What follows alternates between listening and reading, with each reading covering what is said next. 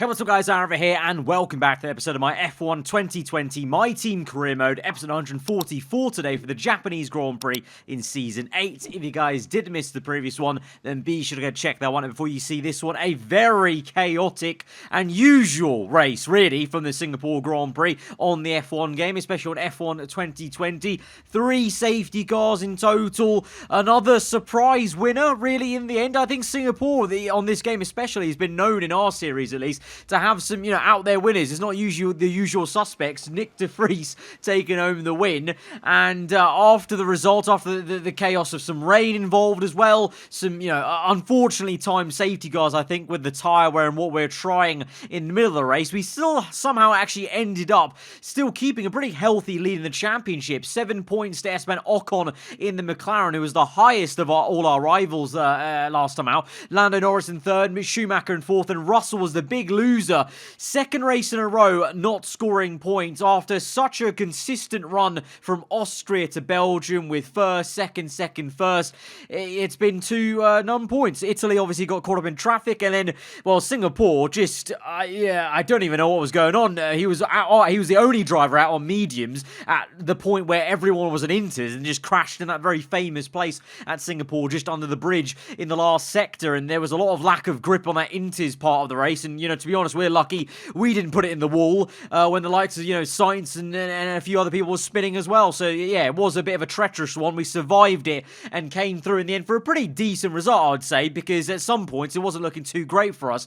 But, we always seem to come through for Singapore. It's quite a tough one, but we've always done actually quite well and got a little bit lucky here and there, the rub of the green under the floodlights. But anyway, we now go on to, well, an equally tough one, and actually on the F1 game, I'll fully admit, not one of my strongest circuits, really, Japan, Suzuka. Races have been, a little bit up and down here. Last season, of course, let's recap that, was a horrendously down race we had at Japan. If you don't remember, if you weren't around on the channel, if you weren't with us for Season 7, the Japanese Grand Prix, the infamous episode where we crashed into the safety car and got taken out by Mert Mailander coming back on track after he himself lost the safety car on the gravel trap. Yeah, if you don't believe me, go and watch the episode. But, yeah, hopefully we won't have such a treacherous one this time out, and we can go well. And you'd be hoping we can go well because we've got only 3 races left in this season now, including this one. So it is very much crunch time.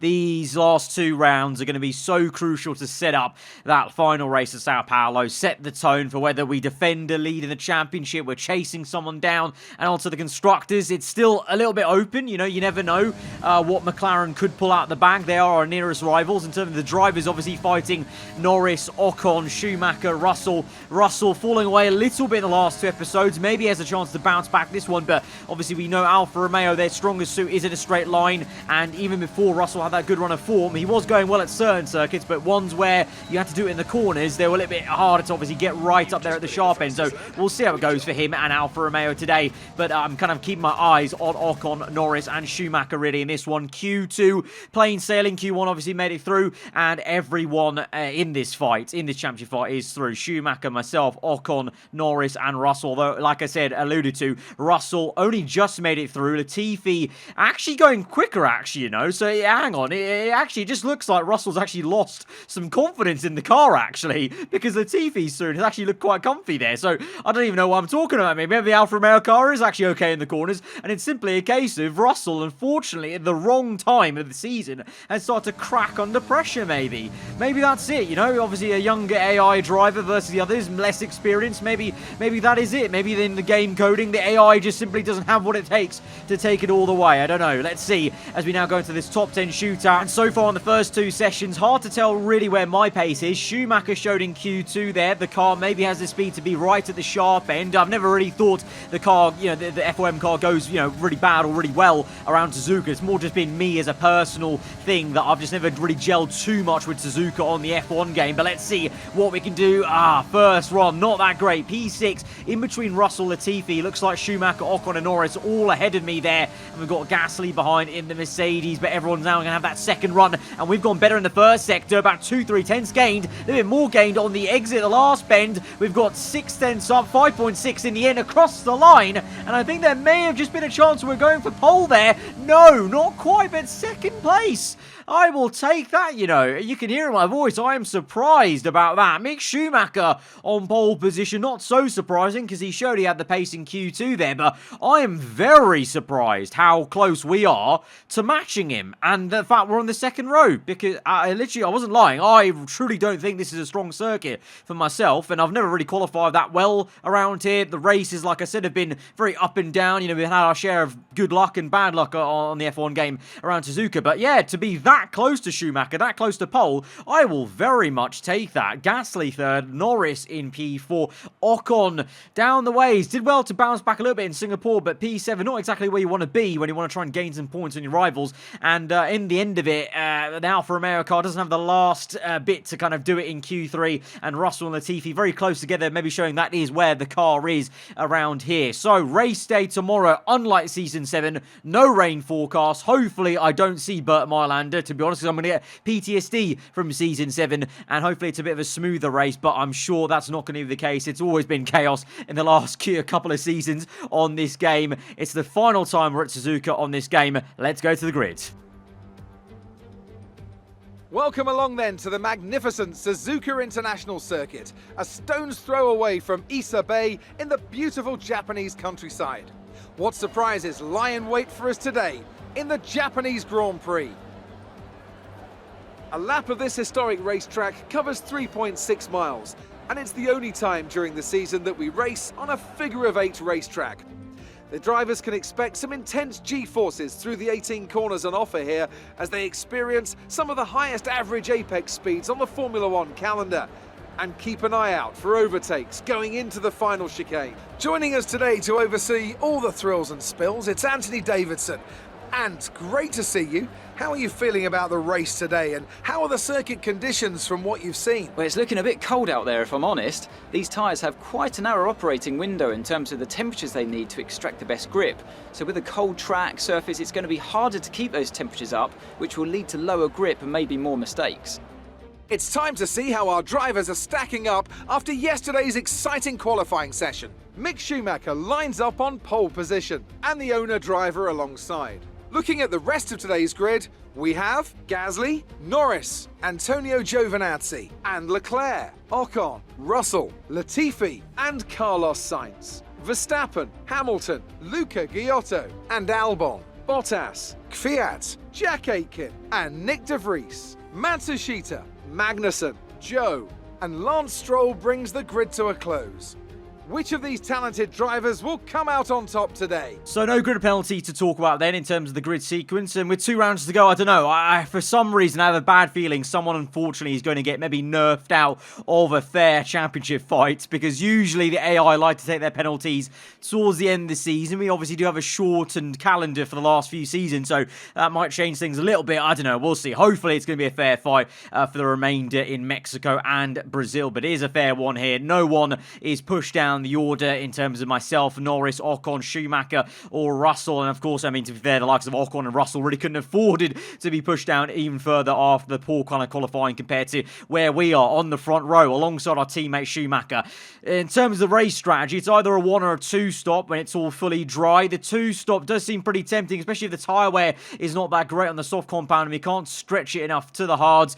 But I don't really know, because last time out was a complete washout, so we don't know how hard it's going to be really like. So it's a step into the unknown, but all we know is we're in one of the best positions in the house on the front row as we go to 5 red lights to the Japanese Grand Prix. 3 rounds to go, and we're underway, and it's a good getaway. Schumacher a bit slow, but then the second phase, he speeds up, and into turn 1, we have to settle down and just make sure we don't lose second place. Schumacher picked up an extra little bit of speed there, I would say, in the higher gears, maybe ramped up to rich mix a little bit quicker than I did, and maintains first place, sets fast after the Grand Prix onto lap number 2, but we are right there with him and deploying some ERS across the line and gaining, but not quite enough into turn 1. It's difficult to make a move without DRS, I would say, in turn 1. You need that kind of overwhelming momentum, and again we try it, second time lucky. Lap number 3 again, just don't have the overwhelming speed to send one to the inside, or the kind of ideal is the outside actually on the racing line really, weirdly enough here around there, turn 1 Suzuka. So now can we go again, third time lucky now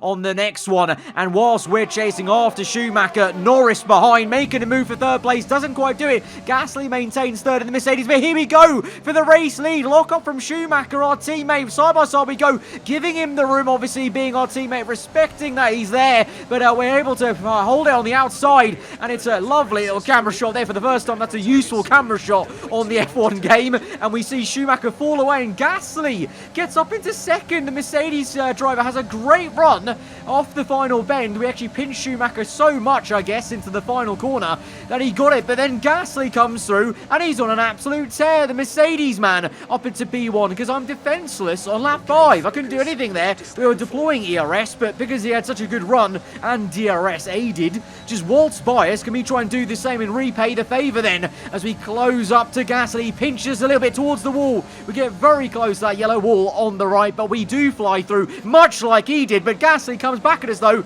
gets the elbows out, almost a little bit cheeky there as he kind of barges his way through and makes some contact with our side pod, but we do maintain the first place. So we're kind of swapping positions, deja vu there basically for both of us in terms of swapping positions in the exact same way. Now we go again. It's a drag race to 130R this time on lap number 6 on the outside. A little bit wide though, as we have to give him some room to work with, and Gasly outbrakes us. He's going to pinch us into the right-hander. We're going to switch back to left. No, we've been hit! Oh no! Oh, Schumacher! I think Schumacher hit us. Our teammates hit us. We gave him all the room in the world earlier in the race, but Schumacher gave us no room there, and he's hit us round, and we're down to P14. It's an absolute disaster. Early on in the race, I thought we were having a great scrap, you know, really great fight with Gasly, Schumacher earlier, but look at this.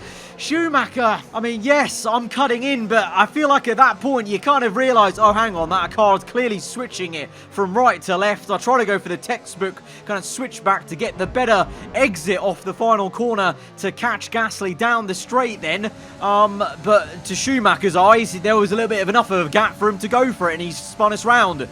I don't know, racing incident maybe, because I can't, you know, I will concede if I was in the same position, you might go for that gap, but you know, it's a bittersweet racing incident, I would say, as we're spun round, and now we come in for an early pit stop, having to try to I tried to overtake the Aston Martin car, didn't quite work there, but the tyre wear very high on these softs, and to be fair, from where we are, I'd rather pit in early, get some clean air, and try and undercut as many cars as I can. We know we have the pace, you know, the car was there on pole position on the front row, so we have the pace compared to some of these slower cars ahead of us, the Racing Point, and so can we try and jump them by going a little bit earlier on the pit stop? The only thing that's going to be maybe an issue is because we're pitting so much earlier than everyone else, at least a lap or two, we may face a little more tyre wear obviously at the end of the stint, and so the last part of this race may be a little bit painful, but this first part is going to be nice as we come through. We're actually so close to Norris. Hang on, we've jumped Hamilton, we almost overtake Norris. We're going to still try it. We've got warmer tyres, of course. He's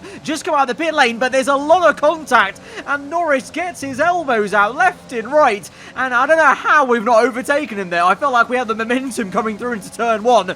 Clearly my tyres are nice and warm compared to his cold ones out the pit lane, but he just somehow parks the car and gets the elbows out at the right points, and now we're pushing him through 130R. Got the overwhelming pace. I just feel like we should be taking this Red Bull. He locks up on the front left. We're going to take it nice and patiently though through the right and then the left, because we could have gone side by side with him, but I feel like he would have tried something and tried to pinch me in, so instead we just wait for the DRS zone on towards the new lap 11. Tyre nearly on the grass. Norris really making his car very wide and making me go the long way round, but we get the move, and now we chase after this pack that is being bottlenecked by the Haas, and Schumacher is going to get through on the left-hand side by side through 130R. The Haas doesn't have to concede position because he's just going long on the medium compound, so no blue flags involved. Gasly in first place is getting away now. Schumacher second, Upton to second now. The Haas down to third, and the Ferraris are coming through now. Everyone on hard tyres, of course, so everyone's trying the one-stop then, it would seem like, and the Ferraris are 3 abreast with the Haas, and they go through on either side. Then it's Ocon and Russell. Actually, no, excuse me, George Russell, he's on medium, so is Russell trying an aggressive two-stop maybe? This could be quite something for the Alfa Romeo team if they pull it off, and he's got the speed to overtake cars, but on lap 13, doesn't look like it because he's still stuck behind the Haas as Ocon just passed, but we've caught up to them. That's how much they've been held up by the Haas car, that we've caught up to these guys. They were a good couple of seconds up the road after our spin, but that's also how powerful that undercut was. You know, it was only about a one or two laps undercut. That's how much time we gained on the fresher hard tyres. But meanwhile then, as we overtake the Haas, Russell goes sailing around the outside of Ocon. Can he do it? As they're still side by side on the exit. Ocon gives him a good fight, but Russell on the better tyre compound surely has the overwhelming grip into sector 1. Yes, he does. And that's obviously massive for Russell. Remember, if he's on the 2-stop, he needs to get that done. He needs to go chasing after this pack then. That's led by Gasly, who still is leading this race. Then you've got Leclerc in second, Schumacher third then, who's been overtaken off camera. We didn't see the overtake, but Schumacher's down to third, but he's coming back at the Ferrari for second place. But Leclerc did well. We didn't see when he overtook Schumacher, but he has, and he keeps the second place actually. Schumacher in a Ferrari sandwich. The Ferrari's looking pretty strongly around here, but look at how quickly Russell has pulled away from Ocon and then also closed up to those three. So he is on a charge, and Russell needs to keep making overtakes if he wants that 2-stop to work. Meanwhile, back behind, we're chasing after Ocon, and then you've got Norris, who's actually struggling a bit right now and is defending against Hamilton rather than looking at me and Ocon. We've kind of dropped him and we're focusing on the Frenchman alone. It's just me v him. Here we go on the left again, very close to the grass there. The AI not giving too much room on the left hand side. Obviously they wouldn't, but that's actually the better way to overtake into turn 1, because that's the natural racing line as you enter the corner. But Ocon comes back at it, so this is going to be just back and forth like it was maybe with the Mercedes car. We defend from the outside because we're on the racing line, but Ocon really gets the elbows through into the apex and is really being overly aggressive here and forces basically nearly off circuit, and we have to concede the position. I mean, it's hard but fair from Ocon, and he's going to maintain the position for now, but for how much longer? He goes defensive to the inside. That's fine by me. Pull to the left and get back through up into P6 once again. So it's basically just back and forth there at Suzuka, and Ocon comes through at spoon curves and he's knocked wide. He tried to go for a little slipper on the outside. I think it was almost like the incident with me and Schumacher at Singapore where the tyres connected a bit badly and Ocon nearly speared off onto the runoff area, and now we're side by side with Lando Norris, who got a great run whilst we're kind of defending and battling Ocon, and these guys have all caught us up. So me battling Ocon for 3 laps there in a row did not help us out. It's invited Norris in, Hamilton in, and so now we've got problems. We've kind of got no way at the top 5. It's going to be maximum P6 if we can get it, but Norris has got a great run and it's nearly 3 wide. Look at the McLaren go. We go around the outside of Lando. Can we try and get him? No, we can't. The Red Bull has a little bit better pace into turn 1. I wonder if we've shot our tyres too much fighting Ocon, and because Norris and Hamilton were just kind of, settling down, they maybe protected their tyres more. Speaking of attacking and protecting their tyres, maybe Schumacher's done the same because he's still able to attack the Ferrari, whereas I'm feeling the pain of the tyre wear on the hard compound. Maybe that's just the extra lap we had or 2 we had on those tyres, but yeah, Norris maintains the position ahead of us, and you can clearly see we're having massive issues, and we have a huge drift on the exit of turn 1 as my tyres are feeling very, very second-hand. We've got 2 very quick McLarens behind me in the form of Ocon and Hamilton, and look at Ocon go. We go defensive into the hairpin, and it's like almost a Hungary. It feels like Hungary, where our tyres are so bad. We've got a red icon on the bottom right, so that must mean the tyres are in the puncture region, which is nerve-wracking, of course. We've been here before. We had that kind of same situation in Hungary and Monaco, and both times we didn't get a puncture, but that's kind of making me think now, third time we've had a situation like this. Is our luck going to run out? Hopefully not. We've only got 3 laps to go in this race. Surely we can make it to the end, but can we make it to the end in P7? Doesn't look like it. Ocon's got through into turn 1. I really just couldn't defend that much. Try to pinch him into the apex, but it looks like he just has the grip. Look at the way he's kind of gotten away from us straight away in the clean air. So it just seems like I've actually become the bottleneck in that little fight at the tail end of the points. And it looks like Schumacher has also maybe finally also shot his tyres, because the second Ferrari's through. So it's Gasly in the lead, Leclerc second, Giovinazzi third. So much for looking good and surprising pace from qualifying.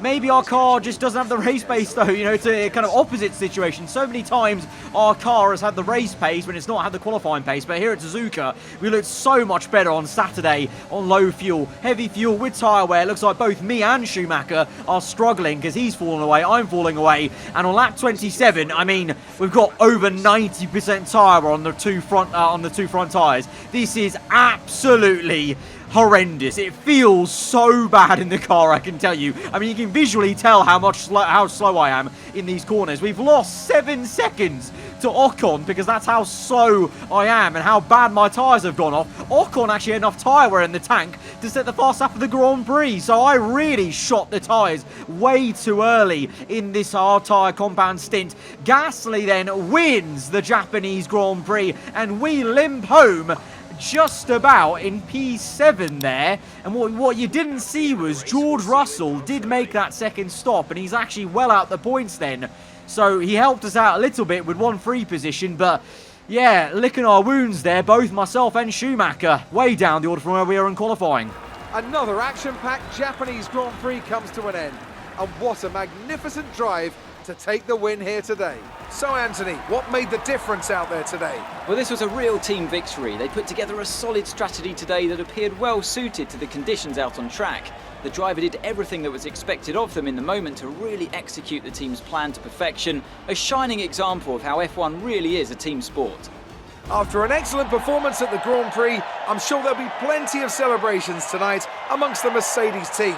And they certainly deserve it. So kind of like a story like Ferrari in real life at France, maybe, you know, good one-lap pace on Saturday, but in the race, we just didn't hold on to our tyres. Schumacher fell away, I fell away, you know, or we fell away a little bit earlier than Schumacher. That was the thing, so that's why I think we lost even more positions than he did. And also, obviously, we got spun. So if we didn't get spun, we probably would have been right where Schumacher was, and that was falling away down to P4. I feel like we could have been just P4 or P5 then, if it wasn't for that spin. I think the difference of that position between me and Mick is that spin ultimately. So I'm actually not too disappointed in how we did, because the car was the thing I think that let us down there with the tyre wear, maybe the earlier pit stop slightly, and then also, I don't know, in hindsight, could we have maybe fought Ocon a little bit less to preserve the tyres and then therefore have a better race at the end? Who can say really, but we just did our best out there. But Russell had another nightmare race really. I don't know if it's the inexperience maybe from him and Alfa Romeo choosing the medium compound, trying the two stop when clearly everyone is going to try the one stop, so you may as well be stubborn and cover them off and do that, because now Russell is very much, I think, out of the championship fight now, which is a shame really, because I know a lot of you guys in the comments below were looking forward to maybe seeing him and seeing how he might do, but maybe that, like I said, the inexperience is catching up there, and it's the more experienced of these AI, Lando Norris, Esteban Ocon, who's been, you know, fighting for good positions for a few seasons now in the improved McLaren in this series, and then obviously Schumacher, just the same car as me, having the same piece of machinery that's leading the championship right now. So again, somehow, even though it feels like a difficult, poor race from us, we maintain a lead in the championship, only by 4 points now. Norris and Ocon on the same points. Those two have been connected by the hip in this championship. They've been on the same points, I think, 3 different times in this season. Very interesting. And then Schumacher only a couple of points behind them as well. So it's all still to play for. 2 rounds to go. 4-way championship fight then, it looks like, between myself, Schumacher, Norris and Ocon. Russell, unfortunately, I feel like it's just fallen too far away now with those 3 poor races in a row. That was a very difficult race from us. We just did the best to survive, really, and hang on to 98% tyre wear. I'm lucky just to get a puncher, really, but ultimately, I think we could have had a much different race if we weren't span. So it is what it is, basically. We go on to the next 2 rounds. Mexico, that's always quite a tasty one with the slipstream round there. And then it's the finale of the entire season, nay, this series here on F1 2020. But guys, if you did enjoy this one, hit the like button. Let me know what you thought in the comments below. If you're around here, do subscribe for weekly Formula 1 content. I'll see you guys next time. Goodbye.